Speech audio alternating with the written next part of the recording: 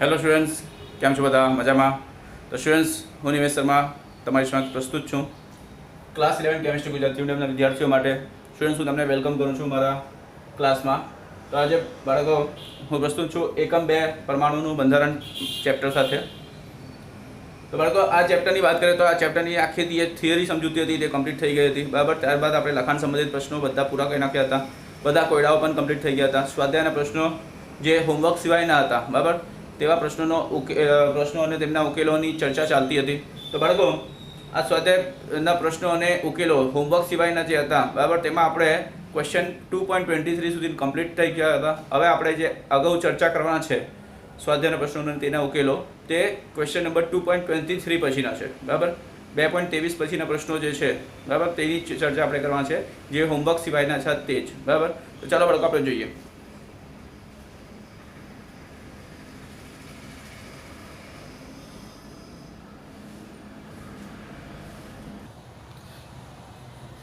તો બાળકો, જો અહીંયા આપણે પરમાણુનું બંધારણ છે, સ્ટ્રક્ચર ઓફ એટમ, એકમ 2. તો બાળકો, આ ચેપ્ટરનું આપણે સ્વાધ્યાયના પ્રશ્નો જોવાના છે, બરાબર છે.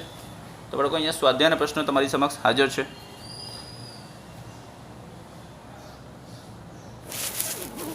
તો બાળકો, આપણે આ ક્વેશ્ચનથી જોવાના છે 2.24માં પ્રશ્ન જો બાળકો, જી કક્ષકોને માન્ય રાખે તેને માટે એનનું સૌથી ઓછું મૂલ્ય શું હશે? ક્લિયર છે બાળકો? તો એનનું સૌથી ઓછું મૂલ્ય તમારે જાણવાનું છે. તો બાળકો, એનની જો સૌથી ઓછું મૂલ્ય આપણે જાણવાનું હોય તો આપણે શું કરવું પડે?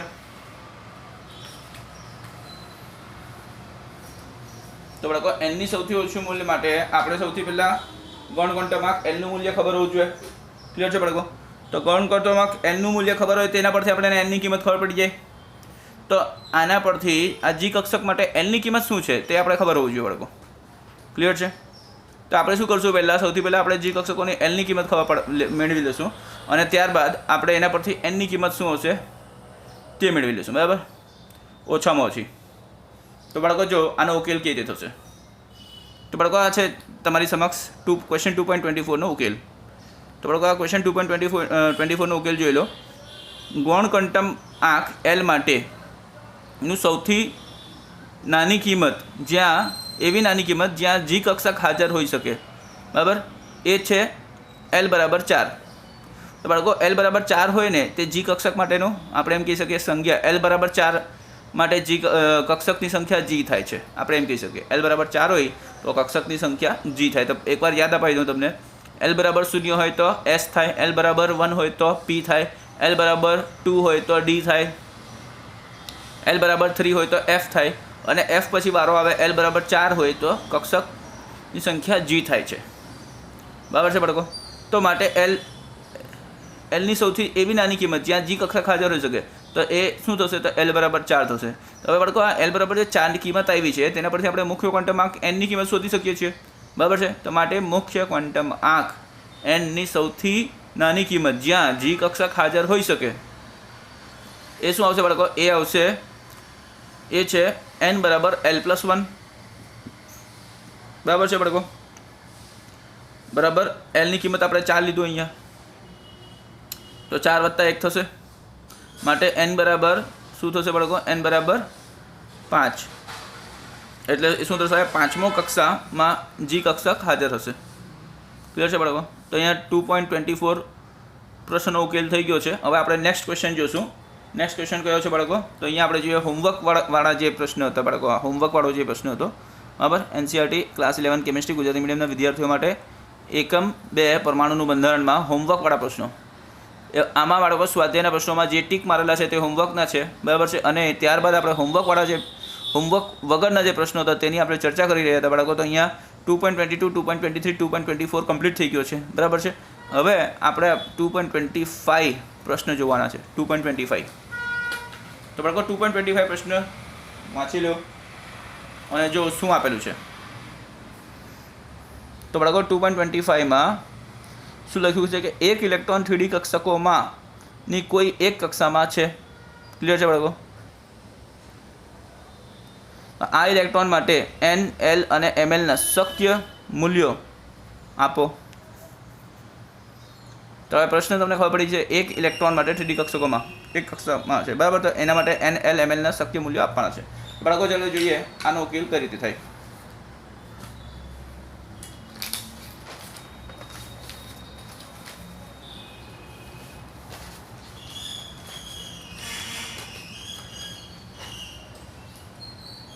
તો બાળકો જોઈએ ક્વેશ્ચન નંબર 2.25. તો ક્વેશ્ચન નંબર 2.25 માં બાળકો શું કરશો તમે કે 3D ઓર્બિટ કક્ષકમાં 3D કક્ષકમાં ઇલેક્ટ્રોનના માટે શું થશે ઉકેલ 3D કક્ષકમાં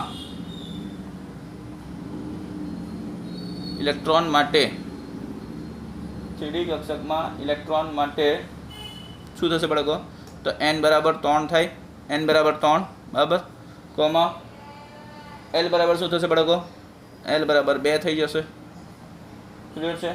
તો ml શું થશે, ml ની કિંમત બાળકો શું થશે. તો ml ની કિંમત -l થી +l સુધી થાય ને, એટલે -2, -1, -0, +1, +2 આ થશે.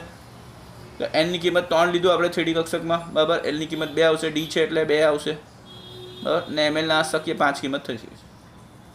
ક્લિયર બાળકો. તો આ થશે. ચલો હવે આપણે જોઈએ નેક્સ્ટ ક્વેશ્ચન. તો નેક્સ્ટ ક્વેશ્ચન અહીંયા જોઈ લો હોમવર્કમાં કયા છે.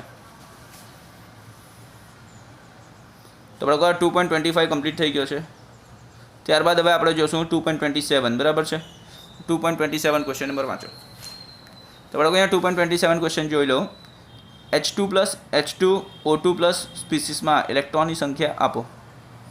તો બાળકો જોઈએ 2.27 કઈ રીતે છે ઉકેલ. તો અહીંયા ક્વેશ્ચન નંબર 2.27.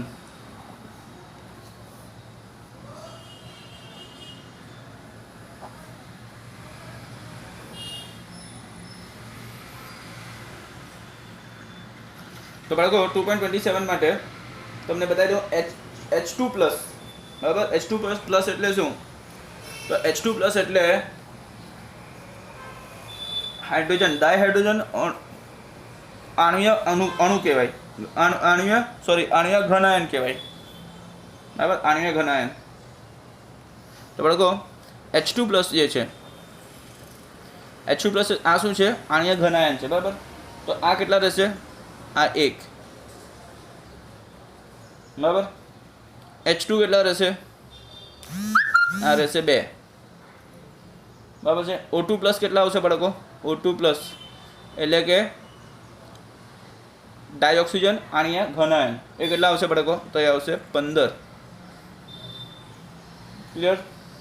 તો બાળકો આ જવાબ છે.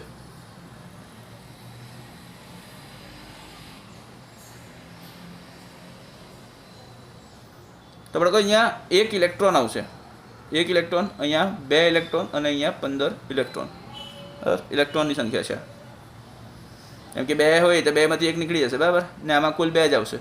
ને આમાં એમ તો કુલ 8 ને 8 16 આવે. તો 16 માંથી 1 પ્લસ એટલે 1 નીકળી જાય તો 15 થઈ જશે. ક્લિયર છે બાળકો. ચાલો હવે આપણે જોઈએ નેક્સ્ટ ક્વેશ્ચન. 2.27 અહીંયા હોમવર્કવાળો, હોમવર્ક સિવાયનો જે છે 2.27 અહીંયા કમ્પ્લીટ થઈ ગયો. ક્લિયર. હવે આપણે જોઈએ નેક્સ્ટ ક્વેશ્ચન. ચાલો તો અહીંયા 2.28 હોમવર્કમાં છે, 2.29 હોમવર્કમાં છે, 2.30 હોમવર્કમાં છે, 2.31 હોમવર્કમાં છે. હવે બાળકો આપણે જોવાનું છે 2.32. ક્લિયર. તો પ્રશ્ન નંબર 2.32 જોઈ લઈએ બાળકો. આ છે તમારી સમક્ષ પ્રશ્ન છે. દર્શાવો કે હાઇડ્રોજન પરમાણુ માટેની બોહર કક્ષાનો દ્રવ્યલોકની તરંગલંબાઈ સાથે સંબંધિત કક્ષામાં ઘૂમતો ઇલેક્ટ્રોન તેનો સંકલન ગુણક છે. ચાલો તો જોઈએ આનો ઉકેલ કઈ રીતે થશે. Question number 2.32.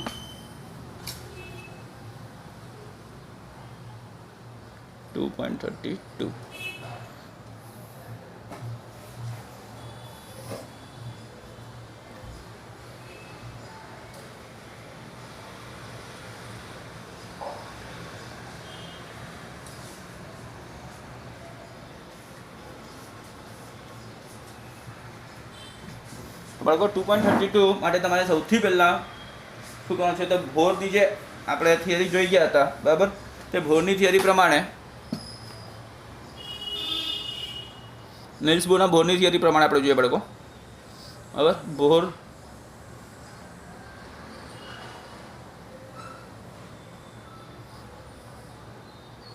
ની આપણે એક ચોથા નંબરની અભિધારણા જોયેલા ને, ભોરની ચોથી અભિધારણા, ભોરની ચોથી અભિધારણા ધારણા પ્રમાણે, તો બાળકો ભોરની ચોથી અભિધારણા પ્રમાણે આપણે શું જોયું હતું કે એમવીઆર બરાબર, એમવીઆર બરાબર શું? તો એમવીઆર બરાબર h/2π જે છે, બરાબર, તેની સાથે n ગુણાકારમાં હોય. હવે n શું છે તે તો ખબર છે ને તમને? n શું છે? તો n એ કોઈ પણ પૂર્ણાંક છે, બરાબર, એવા પૂર્ણાંક 1 2 3 ડોટ ડોટ ડોટ, બરાબર, જ્યાં ઇલેક્ટ્રોનની શક્ય હોય તેવા કક્ષા, આ એનની ઇલેક્ટ્રોનિક કક્ષા છે, માન્ય કક્ષા આપણે એમ કહી શકીએ, બરાબર છે બાળકો? ઇલેક્ટ્રોનની માન્ય કક્ષા છે, એનની કિંમત એટલે ઇલેક્ટ્રોનની માન્ય કક્ષા. તો બાળકો આના પરથી આપણે શું કહી શકીએ? હવે આમ પણ કહેવાય ને આપણાથી, અથવા 2πr ની કિંમત લઈએ આપણે બાળકો, તો 2πr બરાબર શું થાય? તો NH ની છેદમાં MV થશે, એવું પણ આપણાથી લખાય, બરાબર છે? કાં તો પછી અથવામાં જઈએ બીજું કે MV ને આ બાજુ લઈ લઈને આને ક્રોસમાં મૂકી દઈએ, બરાબર છે? તો MV બરાબર શું? MEV બરાબર તો NH ની છેદમાં 2πr આવે. તો બાળકો આ રીતે પણ થશે.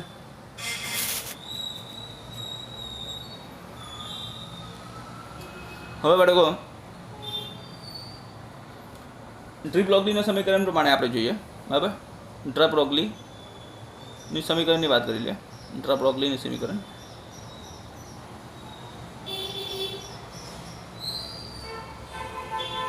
તો બાળકો ડ્રપ-રોગલી સમીકરણ પ્રમાણે શું થશે? તો એના પ્રમાણે આપણે જોઈએ તો લેમ્બડા બરાબર h ની છેદમાં mv થાય, h ની છેદમાં mv, બરાબર છે? તરંગ લંબાઈ બરાબર h ની છેદમાં વેગમાન, અથવા આવું પણ લખાય ને આપણાથી કે વેગમાન બરાબર h ની છેદમાં લેમ્બડા તરંગ લંબાઈ. ક્લિયર છે બાળકો? માટે બોહરના હાઇડ્રોજન પરમાણુ માટે આપણે જોવા જઈએ તો બોહરનો જે કક્ષા છે, બરાબર, 2πr, બોહરના કક્ષાનો જે પરિઘ છે 2πr, બરાબર, તે ડ્રીપ-રોગલીના તરંગ લંબાઈમાં મળી આવે એવું આપણે કહી શકીએ છીએ બાળકો. તો આના માટે આપણે શું કરશું કે આ સમીકરણ જે છે બાળકો, કયો સમીકરણ? તો પહેલો સમીકરણ એ આ છે ને પહેલું સમીકરણ, આને નંબર આપી દઈએ પહેલું સમીકરણ, અને બાળકો અહીંયા આ જે છે ને MV છે, બરાબર, MV. તો બાળકો આને સમીકરણ નંબર 2 આપી દઈએ, બરાબર, એટલે 2 અને 1 જે છે તો 1 જેવા જ છે ને, બરાબર. તો આપણે 2 અને 1 પરથી સમીકરણ 2 અને 1 પરથી લખીએ માટે સમીકરણ 1 અને 2 પરથી શું લખાય? તો આ બંને સરખામણી કરી દઈએ ને આપણે, આને આ સરખામણી કરી દઈએ, બરાબર છે? માટે NH ની છેદમાં 2πr એટલે આનો RHS, બરાબર, પહેલા સમીકરણનો, બરાબર, આનો RHS થશે ને, બરાબર, h ની છેદમાં લેમ્બડા થાય, બરાબર. બંનેના RHS આપણે લખી દીધા કેમ કે LHS તો સેમ જ છે ને, એટલે આ રીતે થશે. તો બાળકો અહીંયા શું કેન્સલ થશે? તો h ને h કેન્સલ થઈ ગયું, બરાબર. તો આના પરથી શું લખાય બાળકો? તો આપણે આ ક્રોસમાં મૂકી દઈએ તો માટે આના પરથી એવું થાય કે 2πr બરાબર શું? તો 2πr બરાબર n લેમ્બડા, આ થશે ને બાળકો. એટલે આપણે આ સમીકરણ મેળવ્યું. તો 2πr બરાબર n લેમ્બડા. તો બાળકો 2πr શું છે? તો એ તો હાઇડ્રોજન પરમાણુનો બોહર કક્ષાનો પરિઘ છે, બરાબર. તે કેમાં છે? તે આપણે એમ કહી શકાય કે ડ્રીપ-રોગલીના તરંગ લંબાઈમાં છે એવું કહી શકાય આપણને, બરાબર. તો આપણે એમ કહી શકીએ માટે હાઇડ્રોજન પરમાણુની બોહર કક્ષા, હાઇડ્રોજન પરમાણુની બોહર કક્ષાની પરિઘ, હાઇડ્રોજન પરમાણુની બોહર કક્ષાની પરિઘ, બરાબર. આ પ્રશ્ન પૂછેલું ને એ લોકોએ 2.32 માં, બરાબર. બોહર કક્ષાનો પરિઘ ક્લિયર. તો બોહર કક્ષાનો પરિઘ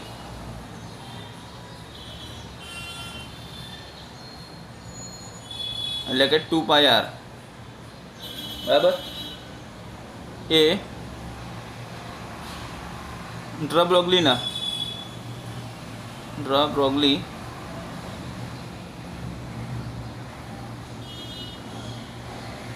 ની તરંગ લંબાઈ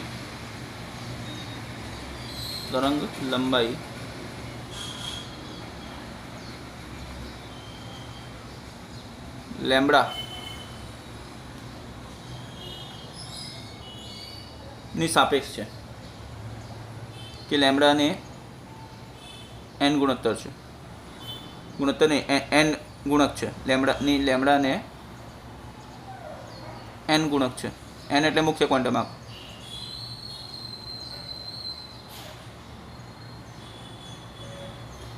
એટલે એવું કહી શકાય સંકલન ગુણક છે, બરાબર છે ને. n ગુણક કીધું ને તો સંકલન ગુણક થઈ ગયો ને, ક્લિયર ને બાળકો. માટે તો બાળકો આ રીતે જ છે, આખું સમજૂતી બતાવી દઉં તમને. એ ક્વેશ્ચન 2.32 માં શું છે કે બોરની ચોથી અભિધારણા પ્રમાણે તો MVR બરાબર આ થશે, ક્લિયર છે બાળકો. આના પરથી 2πr બરાબર આ થાય, બરાબર. MV બરાબર આ થાય, સમીકરણ 1 ડ્રવાગ્રીનું સમીકરણ આ હતું, બરાબર. તેના પરથી આપણે આમ લખાય તો પહેલું અને બીજું સમીકરણ સરખાવીએ તો આ થાય, બરાબર. એટલે 2πr બરાબર આ થશે. માટે આપણેથી કહેવાય કે હાઇડ્રોજન પરમાણુની બોહર કક્ષાની પરિઘ 2πr જે છે એ ડ્રે બ્રોગલીની તરંગ લંબાઈ લેમ્બડાને n ગુણક છે, ક્લિયર છે બાળકો. ચાલો હવે 2.32 પૂરું થયું. હવે આપણે જોઈએ નેક્સ્ટ ક્વેશ્ચન.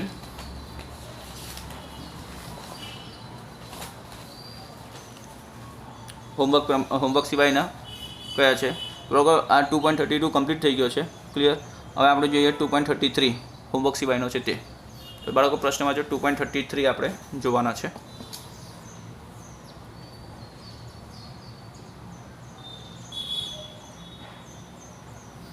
ઉકેલ. ચલો બાળકો પ્રશ્ન વાંચો. 2.33 માં શું છે પ્રશ્ન?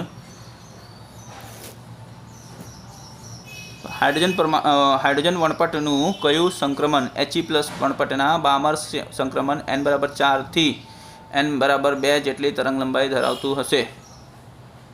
ક્લિયર છે બાળકો? આ તમારે જાણવાનું છે. તો બાળકો આનો ઉકેલ જોઈ લઈએ આપણે. તો બાળકો આના માટે તમે જાણશો કે ઉકેલ માટે આપણે એમ કહી શકીએ કે એક પરમાણુ માટે, બરાબર, એક પરમાણુ માટે આપણે જો એની તરંગ સંખ્યાની વાત કરીએ તો તરંગ સંખ્યા કઈ રીતે અપાય? તરંગ સંખ્યા v બાર બરાબર શું થાય? તો 1/λ જ થાય છે ને, 1/λ. તો 1/λ બરાબર શું થશે બાળકો? તો એ થાય રીડબર્ગ અચળાંક RH, બરાબર, RH ગુણ્યા 1/n1² માઇનસ 1/n2², બરાબર, ગુણ્યા z² એટલે આપણે z સમાને કાઢી લઈએ, બરાબર, z². તો બાળકો આ થશે તરંગ સંખ્યાની કિંમત. આ વસ્તુ ખબર છે. તો હવે બાળકો આના માટે આપણે એક પરમાણુની વાત કરીએ તો આ થશે, બરાબર. તો માટે He+ એટલે હિલિયમ અણુ ઘનાયન માટે, હિલિયમ અણુ ઘનાયનના સ્પેક્ટ્રમ માટે કે વણપટ માટે બાળકો, આપણે એમ કે વણપટ માટે. તો આના માટે ઝેડની કિંમત શું થાય? તો બાળકો અમારે પહેલાં ઝેડની કિંમત બતાવો. 2 થાય, પરમાણુ ક્રમાંક તો 2 જ છે ને. n2 બરાબર શું થશે બાળકો? તો n2 બરાબર થશે 4. n1 બરાબર શું થશે બાળકો? તો n1 બરાબર થશે 2. ક્લિયર છે? તો બાળકો આના જ માટે આપણે જો તરંગ સંખ્યાની વાત કરીએ, માટે તરંગ સંખ્યા કેટલું થશે? તો બાળકો તરંગ સંખ્યા બરાબર 1/λ બરાબર RH ગુણ્યા 1/2 સ્ક્વેર માઇનસ 1/4 સ્ક્વેર ગુણ્યા હવે ઝેડ શું છે, ઝેડનો સ્ક્વેર એટલે 2નો સ્ક્વેર થશે. ક્લિયર છે બાળકો? તો આની કિંમત શું આવશે? આની કિંમત આવશે 3RH/4. ક્લિયર બાળકો? 3RH/4. તો કઈ રીતે? તો બાળકો આ 4 સ્ક્વેર એટલે અહીંયા આવશે, અહીંયા 4 સ્ક્વેર એટલે 16 અને આ શું છે 4, બરાબર ને? 16 અને 4, બરાબર ને? 4 - 16 કેટલું થશે બાળકો? 4 - 16 કરો તો કેટલું થાય? સોરી 4 આપણે 16 - 4 આ ઉપર જશે ને આમ ક્રોસમાં, તો 16 - 4 કરશું તો કેટલા થશે બાળકો? તો 12 આવશે, બરાબર? એટલે ઉપર 12 અને નીચે શું થશે બાળકો? નીચે થશે 4 × 16, સોરી 4 × 16 નહીં, લસા છે અને નીચે લસામાં 16 આવશે, બરાબર? તો 12/16, તો 12/16 એટલે 4 4 કેન્સલ થશે તો શું આવશે બાળકો? 4 4 કેન્સલ થશે તો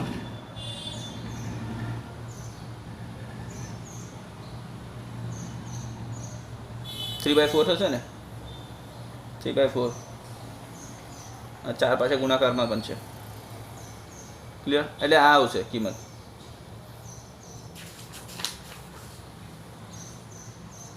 તો આપણે કોઈ અહીંયા હાઇડ્રોજન સ્પેક્ટ્રમ માટે આપણે જે હાઇડ્રોજન વનપટની આપણે વાત કરીએ તો હાઇડ્રોજન વનપટ માટે આ થશે. ક્લિયર છે? હાઇડ્રોજન વનપટની વાત કરીએ બાળકો, હાઇડ્રોજનના વનપટ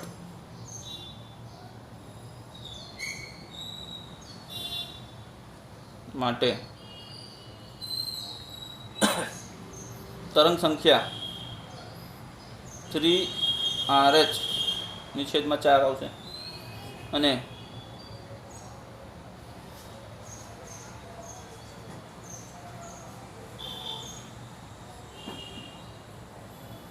ઝેડની કિંમત શું આવશે બાળકો? ઝેડની કિંમત 1.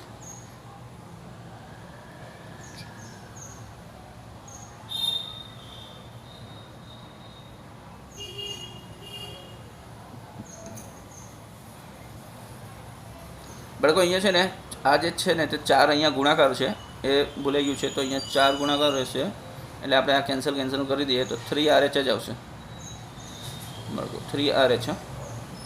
ઓકે, હવે હાઇડ્રોજનના વનપટ માટે આપણે જો જઈએ તો ઝેડની કિંમત 1 છે, અહીંયા ઝેડની કિંમત 2 હતી. ઝેડની કિંમત 1 હોય, બરાબર? અને આ જે છે તરંગ સંખ્યા આ થશે 3RH/4, બરાબર?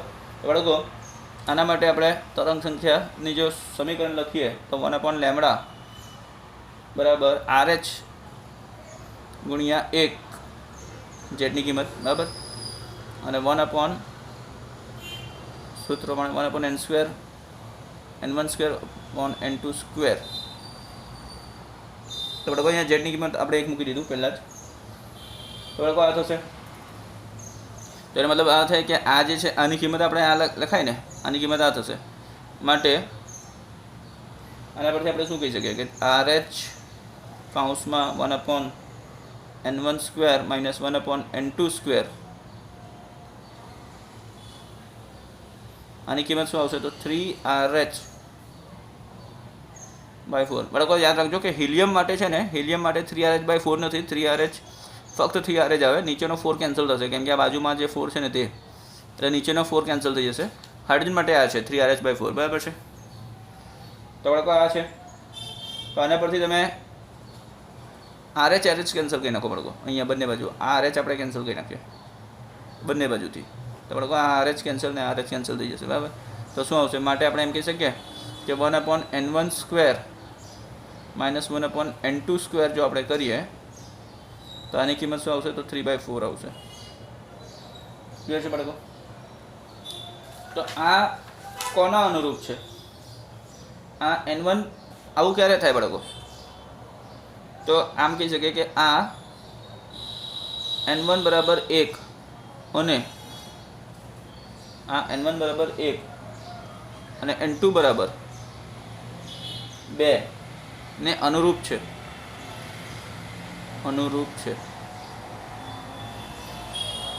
ક્લિયર છે બાળકો? અર્થાત શું થાય?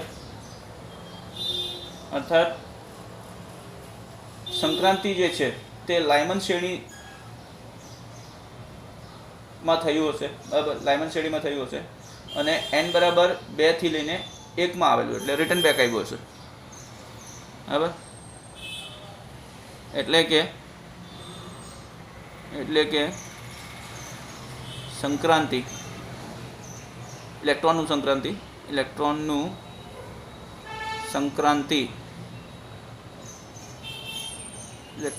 સંક્રાંતિ એ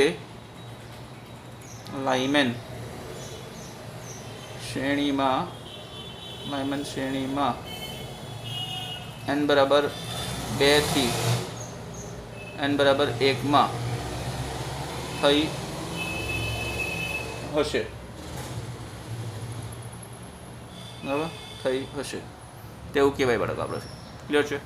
આખું ઉકેલ છે 2.33 નું. ક્લિયર છે બાળકો?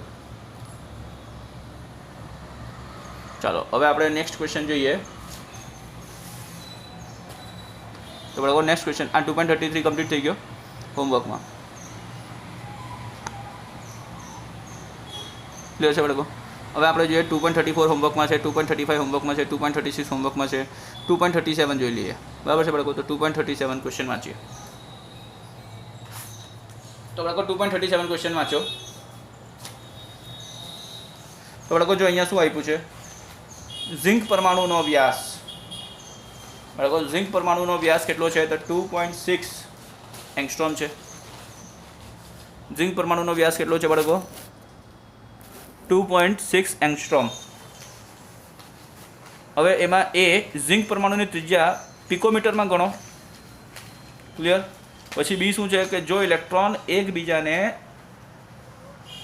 લગોલગ લંબાઈ પ્રમાણે ગોઠવાયેલા હોય તો 1.6 સેન્ટીમીટર લંબાઈમાં હાજર પરમાણુની સંખ્યા ગણો.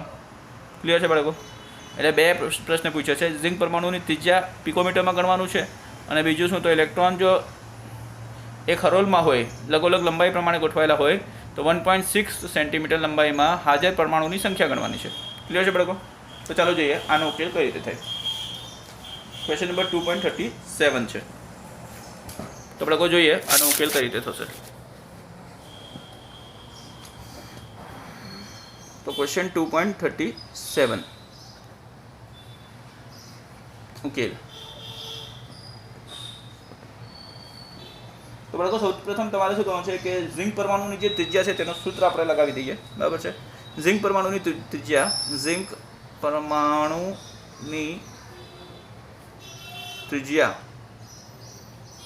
બાળકો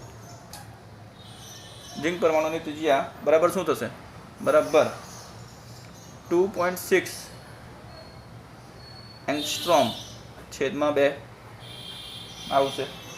તો બાળકો આની કિંમત કેટલું થાય? તો આની કિંમત આવશે 1.3 એંગસ્ટ્રોમ. ક્લિયર બાળકો? 1.3 એંગસ્ટ્રોમ.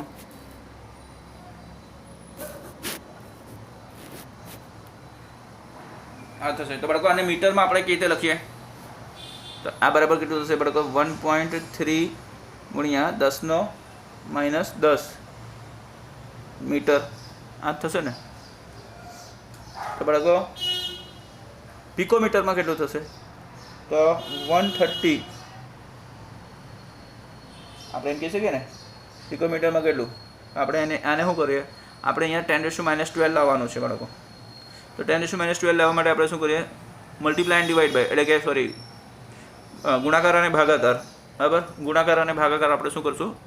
10⁻2 ગુણાકાર અને ભાગાકાર. તો બાળકો આપણે 1.3 છે ને 10⁻10 મીટર, બરાબર? આમાં આપણે શું કરીએ?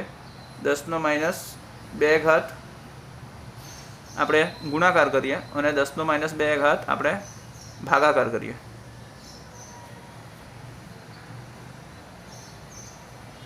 ક્લિયર છે બાળકો? તો શું થશે? પિકોમીટરમાં, મીટરમાં આપણે આવશે ને આ રીતે. પિકોમીટરમાં કેટલું થશે? એમ કાં તો આપણે પ્લસ જ કરી લઈએ. ચાલો આ પ્લસ કરી દઈએ, બરાબર ને? પ્લસ કરી દઈએ એટલે કન્ફ્યુઝન નહીં રહી. 10 2 ઘાત 100 થી ગુણીએ અને 100 થી ભાગી દઈએ આપણે એવું કરીએ તો બાળકો 100 થી જ્યારે ગુણાકાર કરશું આપણે તો 1.3 ગુણ્યા 100 બરાબર અને આ નીચેવાળું 10 2 ઘાત ઉપર આવશે એટલે 10 - 2 આટલા થશે મીટર એટલે કેટલો થશે બાળકો આની કિંમત તો 1.3 ની જગ્યાએ શું થશે 130 થઈ જશે બરાબર ને અહીંયા શું થશે બાળકો 10 - 12 ઘાત આટલા મીટર આવ્યા તો બાળકો આ જે 10 - 12 ઘાત છે આ પિકોમીટર 1 પિકોમીટર કહેવાય એટલે કે આ 130 પિકોમીટર આવી ગયું ક્લિયર છે બાળકો તો 130 પિકોમીટર મળ્યું તો બાળકો આ જે હતું તે એ હતું ઉકેલમાં એ પ્રશ્નનો ક્લિયર છે હવે આ જ ઉકેલમાં આપણે બી પ્રશ્નનો ક્વેશ્ચનનો સોલ્વ કરીએ તો બાળકો બી તો બીમાં શું પૂછેલું હતું તો બીમાં આ પૂછેલું હતું કે જો વ્યાસની જો ઇલેક્ટ્રોન એકબીજાને લગોલગ લંબાઈ પ્રમાણે ગોઠવાયેલા હોય બરાબર તો 1.6 લંબાઈમાં હાજર પરમાણુની સંખ્યા ગણવા છે તો બાળકો આના માટે આપણે શું કરશું તો સ્કેલ જે છે બરાબર સ્કેલનો લંબાઈ કેટલું લીધું છે એ લોકો બાળકો સ્કેલની લંબાઈ બરાબર કેટલું છે તો 1.6 સેન્ટીમીટર કીધું છે એ લોકોએ તો બાળકો આમાં 1.6 સેન્ટીમીટર આપણે શું કરીએ તો પિકોમીટરમાં ફેરવી નાખ્યા તો બાળકો 1.6 સેન્ટીમીટર પિકોમીટરમાં કેટલું થશે બોલો તો બાળકો 1.6 સેન્ટીમીટર બરાબર કેટલો પિકોમીટર થાય તો 1.6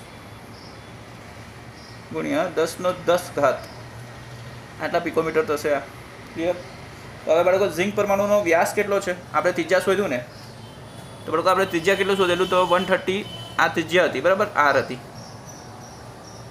આર ઝેડએનનો આર હતો બરાબર તો બાળકો આનો વ્યાસ શું થશે હવે ઝિંક પરમાણુની વ્યાસની વાત કરીએ બાળકો વ્યાસ બરાબર 2 ગુણ્યા 2r ZN બરાબર ને ઝિંક પરમાણુ ત્રિજ્યા તો એ કેટલું છે બાળકો તો એ 260 પિકોમીટર છે 260 પિકોમીટર છે ક્લિયર કઈ રીતે તો 2 ગુણ્યા 1.130 તો આ થશે તો માટે બાળકો એમ કહી શકીએ કે ઝિંક પરમાણુ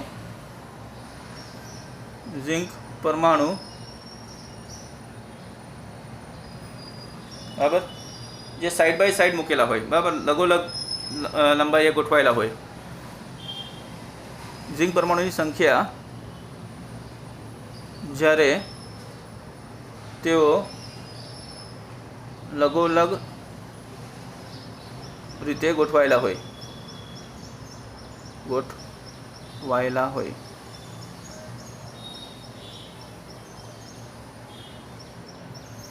તો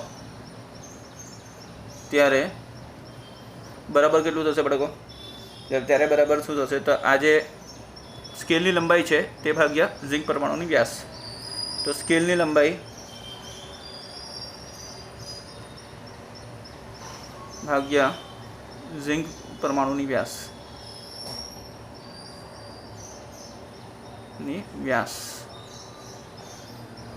ક્લિયર છે બાળકો તો માટે શું થશે તો સ્કેલની લંબાઈ કેટલી છે 1.6 પિકોમીટરમાં જ લખશું આપણે બાળકો 1.6 ગુણ્યા 10 ઘાત પિકોમીટર અને આ ઝિંક પરમાણુનો વ્યાસ એને પણ પિકોમીટરમાં લખીએ તો 260 પિકોમીટર બાળકો અહીંયા પિકોમીટર કેન્સલ થઈ ગયો બરાબર આને આપણે ગુણોત્તર શોધીએ તો કેટલું આવશે બાળકો 6.154 ગુણ્યા 10 ઘાત આવશે બાળકો આટલા આવશે તો બાળકો માટે ઝિંક પરમાણુની સંખ્યા કેટલી થશે પરમાણુઓની સંખ્યા બરાબર 6.154 ગુણ્યા 10 ઘાત થાય ક્લિયર બાળકો તો આ છે તમારો જવાબ તો બાળકો આ રીતે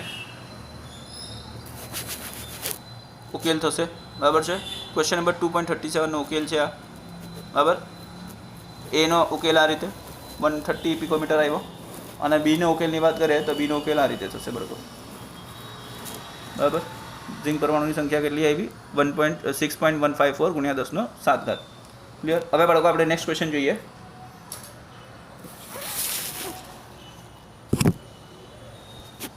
તો બાળકો અહીંયા નેક્સ્ટ ક્વેશ્ચનમાં શું થયું છે આપણો 2.37 કમ્પ્લીટ થઈ ગયો બરાબર. હવે નેક્સ્ટ ક્વેશ્ચન હોમવર્કમાં 2.38 હોમવર્કમાં છે, 2.39 હોમવર્કમાં છે, 2.40 જોઈએ બાળકો. ક્વેશ્ચન નંબર 2.40 વાંચો. તો બાળકો ક્વેશ્ચન નંબર 2.40માં તમે જોઈ લો, રુથરફોર્ડના પ્રયોગમાં સામાન્ય રીતે ભારે પરમાણુઓ જેવા કે ગોલ્ડ, પ્લેટિનમના પાતળા વરખ લેવામાં આવે છે અને તેના પર અલ્ફા કણનો મારો ચલાવવામાં આવે છે. જો તેને બદલે એલ્યુમિનિયમનો પાતળો વરખ વાપરવામાં આવે તો ઉપરની પરિમાણોમાં શું ફેર પડશે? તો બાળકો એના માટે તમને જણાવી દઉં,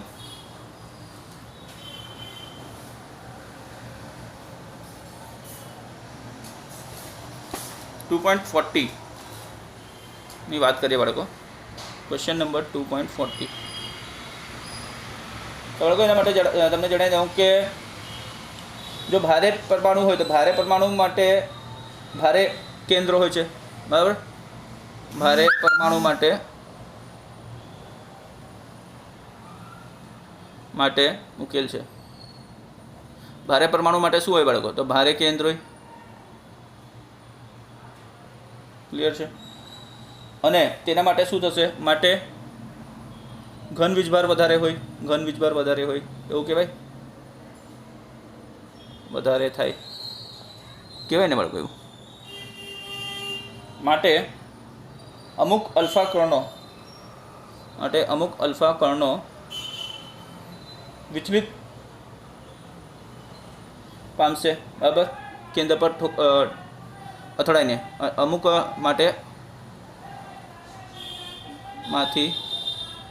અમુક અલ્ફા કર્ણોમાંથી અમુક કેન્દ્રની સાથે અથડાઈને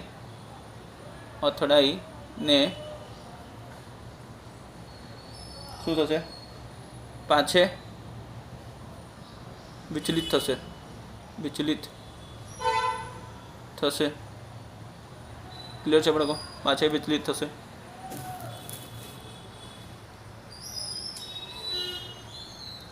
જો હલકા પરમાણુ વપરાય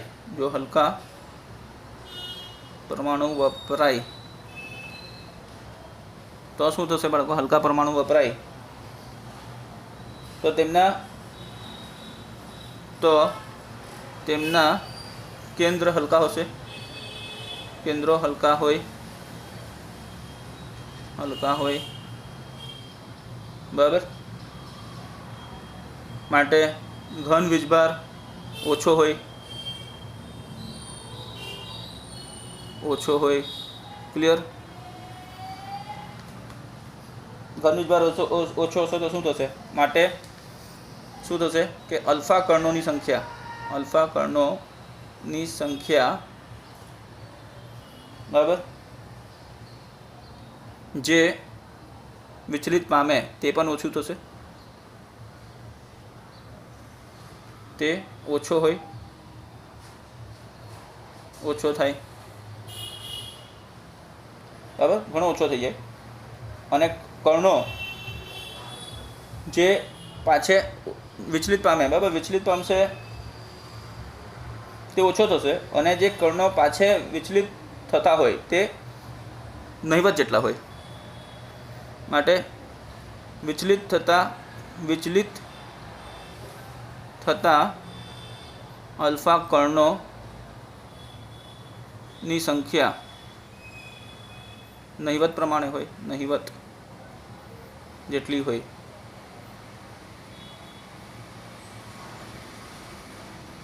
ક્લિયર બાળકો? નહિવત જેટલી હોય છે. તો આ તમારો આન્સર છે, બરાબર. ક્વેશ્ચન 2.40 કમ્પ્લીટ થઈ ગયું. તો બાળકો આપણે અહીંયા સ્ટોપ કરીએ.